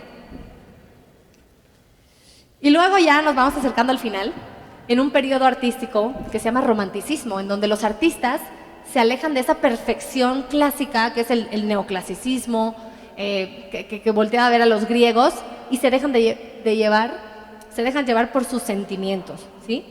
Aquí hay una fusión perfecta porque existe una isla en Escocia, bueno, en Escocia sé que es una isla, pero hay también un archipiélago que se llama las Hébridas y son hermosas. Yo nunca he ido, pero las fotos que he visto es algo muy impactante y hay una cueva. Una de esas islas tiene una cueva que se llama la Cueva de Fingal. Y hay dos grandes artistas que visitaron esta cueva. Uno fue Mendelssohn y el otro fue Turner, el gran pintor inglés. Y ambos van a estar tan impactados que van a componer una de sus mejores piezas dedicadas a esta cueva. Las Hébridas de Mendelssohn van así. Él muere muy joven, pero él era muy feliz. O sea, él se dedicó a ser feliz, él quería ser feliz. Y cuando muere su mamá y su hermana, él muere prácticamente de tristeza también. Pero no sin antes escribir una carta a su hermana diciéndole: estoy sorprendido con esto que acabo de ver, con esta cueva de Fingal, las Hébridas son hermosas y le voy a componer algo. Y esto fue lo que compuso.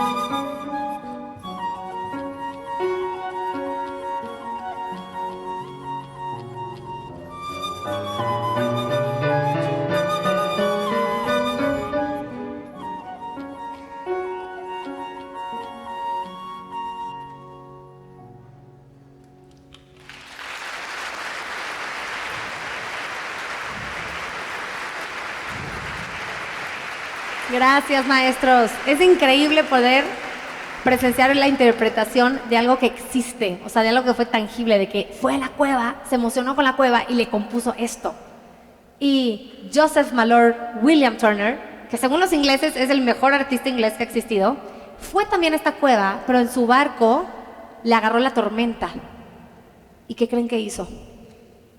Pidió que lo amarraran al mástil de la tormenta, al mástil del barco. Y lo amarraron ahí como loco y toda la tormenta, porque él quería experimentarlo para poder luego pintarlo. Entonces va a pintar este cuadro mucho antes que el impresionismo, es decir, Monet está totalmente en deuda con este señor. Y vemos ahí el humo, que era una novedad en los barcos de vapor. Vemos el barco de vapor y luego vemos la cueva. Y al hombre, es decir, al barco, le da cero protagonismo. Todo el protagonismo es la madre naturaleza. Y eso es lo bello, eso es lo bonito en el romanticismo, porque lo que importa es lo que tú sientes, lo que tú experimentas. Es súper subjetivo y va más allá de las cosas tangibles, sino que se deja impactar por lo sublime. Es decir, por los escenarios, por los paisajes que te dejan así, con la mandíbula abajo.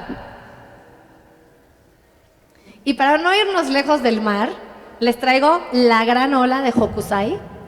Hokusai fue uno de los más grandes artistas japoneses. Él vivió en el Sakoku. El Sakoku es, bueno, que también se conoce como el shogunato, es cuando se acuerdan que Japón cerró.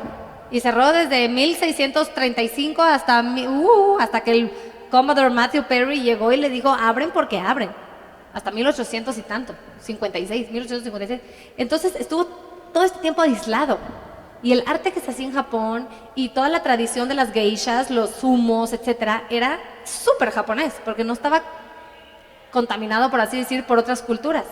Entonces, cuando Perry obliga a los japoneses a abrir, abre la diplomacia, el comercio, y es así como llega la obra de Hokusai a Francia.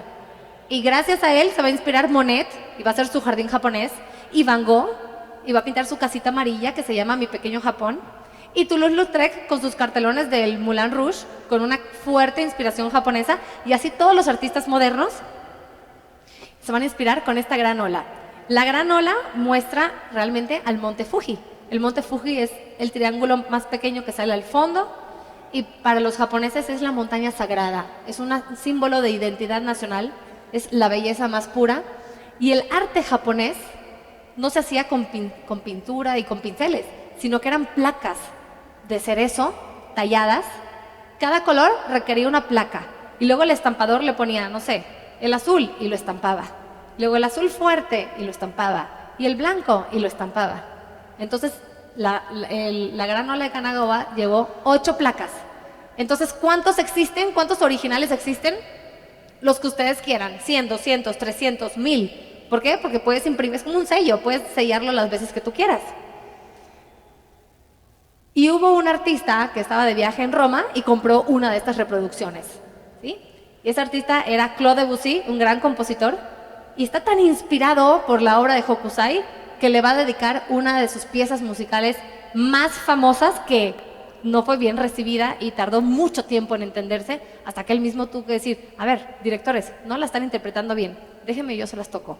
Y fue cuando la gente dijo, wow, ¿no? Esta es la portada de su primer álbum, y él admiró mucho del arte de Hokusai los espacios neutrales. Como es pintura con tablas, pues esa pintura no permite la perspectiva, el volumen, todo eso no se puede, todo es muy plano, muy liso. Y a Debussy le encantó eso liso, o ese silencio. Entonces decía, la música es el silencio entre las notas. Entonces vamos a escuchar una partecita, porque también es muy larga, pero una partecita de esta gran composición.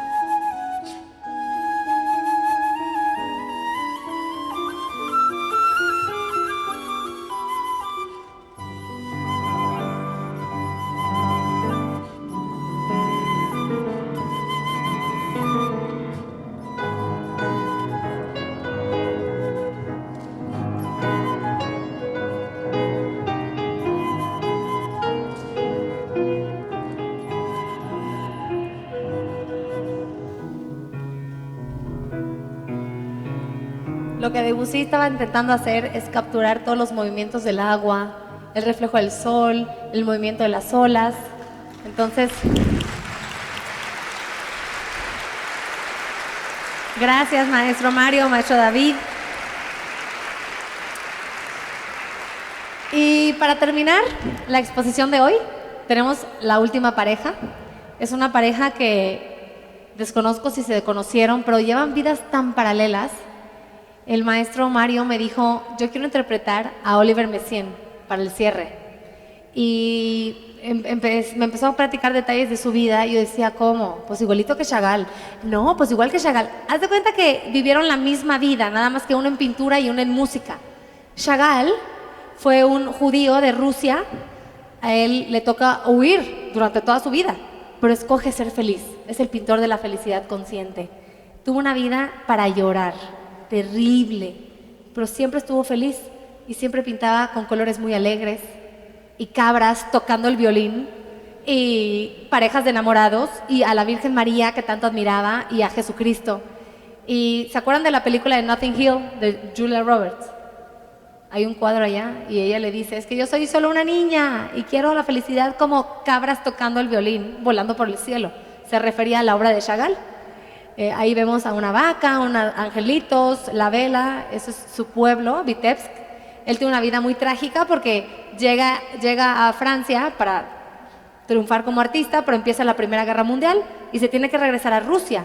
Pero en Rusia, ¿qué creen? Lo esperaban Lenin y Stalin. Y estalla la Revolución Rusa y tiene que huir otra vez. Entonces llega a Alemania, pero ¿qué creen? Es judío y se aparece Hitler en la historia. Entonces tiene que volver a huir, recorre todo el sur de Francia y total llega a Estados Unidos y ahí se muere el amor de su vida, que era su esposa. Y llevaba de novio con ella desde los 15 años y fue para él una gran pérdida. Pero nunca va a dejar de pintar el amor.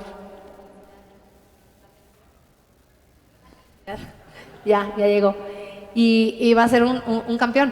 De hecho, no existe una corriente artística que hable de Chagall, porque es tan único que no pertenece ni al impresionismo, ni al postimpresionismo, ni al cubismo, ni al futurismo, ni al expresionismo. Es Chagall, es el chagallismo, ¿no? Este es un cuadro que va a pintar durante el Holocausto. O sea, si se fijan, lo empieza en 1938 y lo acaba una vez que llega a Nueva York. Entonces, él nunca perdió esperanza, él nunca perdió la fe en la Virgen. A pesar de ser judío, la veneraba muchísimo y creía que ella siempre nos iba a acompañar. Entonces la va a pintar con una gran devoción y ella está volando rodeada de ángeles y de vacas tocando el violín, cuidando a su pueblo. Ya para 1964 lo invitan de la Ópera Garnier de París a pintar la cúpula. Y él la va a pintar y siempre va a poner a Mozart a todo volumen. Y va a pintar ahí a Debussy, a Ravel, a Chopin, a Mozart, cada uno de un color distinto. Y esa va a ser como su obra final. Y por el contrario, tenemos a Oliver Messiaen, que es un francés que también le toca pelear la Segunda Guerra Mundial y es capturado y llevado a un campo de soldados capturados. Y él va a ser un gran compositor. Y ahí en el campo, donde va a pasar muchos años, conoce a una violinista y a 2 o 3 músicos más y de repente él se pone a interpretar sus propias composiciones en piano y va a hacer un cuarteto que se llama el Cuarteto del Fin del Mundo, porque imagínense lo que él estaba viviendo, ¿no? Pero él nunca va a perder la fe en Dios, ni en la humanidad, ni en los pájaros, porque era gran amante de los pájaros, iba por todo el mundo tratando de descifrar cómo cantaba cada tipo de pájaro, era un ornitólogo muy exitoso y va a incorporar los cantos de los pájaros en su música. Yo digo, la verdad que me llama la atención esta gente que tiene esa capacidad de apreciación por el canto del pájaro. O sea, yo creo que todos los pájaros cantan igual, pero bueno, no, no, el pavo real canta terrible. No, oigan, y el flamenco igual, el flamenco es terrible. Y el búho, no, pues ya sé 3. Yo creo que ya soy muy buena, voy por camino a ser una ornitóloga exitosa. Ya reconozco 3 cantos de pájaros, pero bueno, él sí conocía todos los cantos de pájaros y esos cantos los va a meter a su música y va a ser el cuarteto del fin de los tiempos. Y cuando sale del campo, digo, no era un campo de concentración porque no era judío, era un campo de prisioneros de guerra, pero se vivía igual de mal. Y cuando Él sale del campo, va a estar eternamente agradecido, porque la gente que vive en esas circunstancias tan terribles de la humanidad, donde ves lo peor de la existencia humana, o te vas muy para abajo o te vas muy para arriba. Y cuando te vas muy para arriba, tú reconoces la grandeza de Dios. Y Él le va a dedicar su obra a las miradas de la Virgen. Entonces son 20 miradas, y hay una mirada de Jesús hacia la Virgen, una mirada de Dios hacia la Virgen, una mirada de la Virgen hacia el niño Jesús, que es la que Mario y David nos van a interpretar hoy. Y bueno, con eso vamos a cerrar la plática de hoy. Luego tengo unas pequeñas palabras finales, por si todavía tienen paciencia. Y disfruten esta última pieza.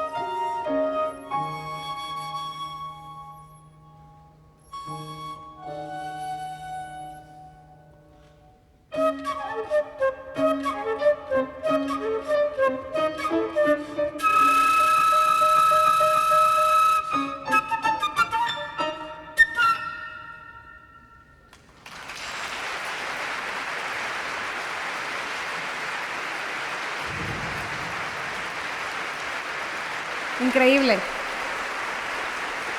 Increíble los intérpretes y la música tonal de Oliver Messiaen. Y ya para terminar, me gustaría concluir con esta frase que dice: quien no conoce su historia está condenado a repetirla. Y hay una frase muy triste que dice: aprendemos de la historia que no aprendemos de la historia. Y yo siento que si aprendemos de historia a través del arte, entonces es una manera mucho más divertida, porque el arte nos hace libres, el arte nos comunica, el arte nos inspira, el arte nos hace conscientes, el arte nos confronta y nos conforta, el arte es un espejo de nosotros, el arte nos cuestiona, nos mueve, nos enamora, nos une, el arte nos apasiona, el arte nos enseña y por último, el arte nos hace buenos. El arte tiene el poder de cambiar el mundo, no tengan la menor duda, tanto la música como la pintura y las demás artes. Así que muchas gracias por estar aquí, gracias por ser parte del MUAC y por dedicarnos su tiempo.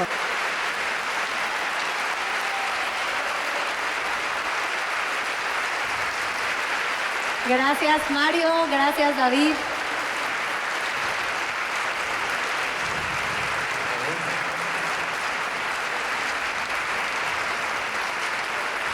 Bueno, pues, ¿sintieron las 2 horas?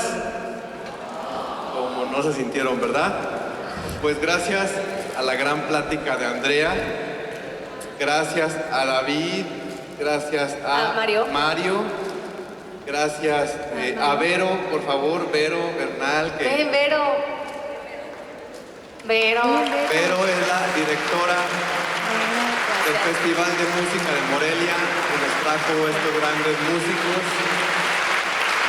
Queremos agradecer también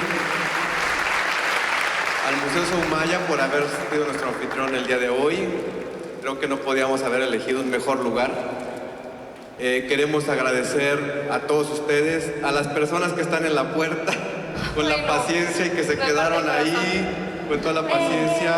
Me parte el corazón. Y por supuesto al staff, a José Luis Rodríguez, que nos ayudó con toda la producción de la instalación del sonido. Y bueno, pues Ana, la directora del MUAC, gracias por esto. Gracias a todas las integrantes del MUAC que nos acompañaron. Esperemos que sea uno de muchos eventos que se van a realizar con ustedes, por supuesto. Y bueno, pues le cedo la palabra a Vero, que nos quiere también dar unas palabras.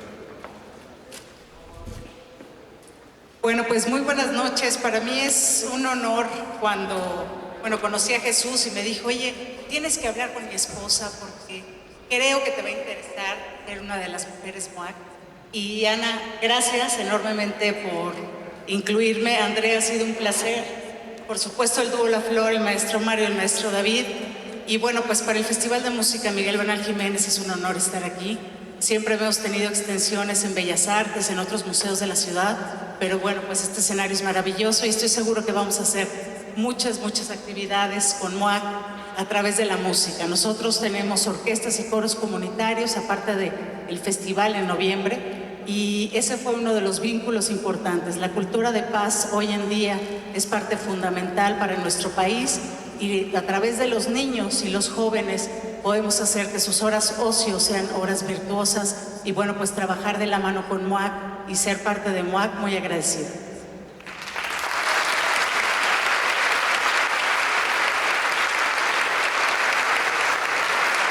Pues sin más, les invitamos a quienes puedan quedarse todavía, que yo creo que todos, ¿verdad? Pero aquí estamos, a compartir un brindis en este momento y les agradecemos que hayan venido a disfrutar con nosotros esta noche. Gracias. Gracias.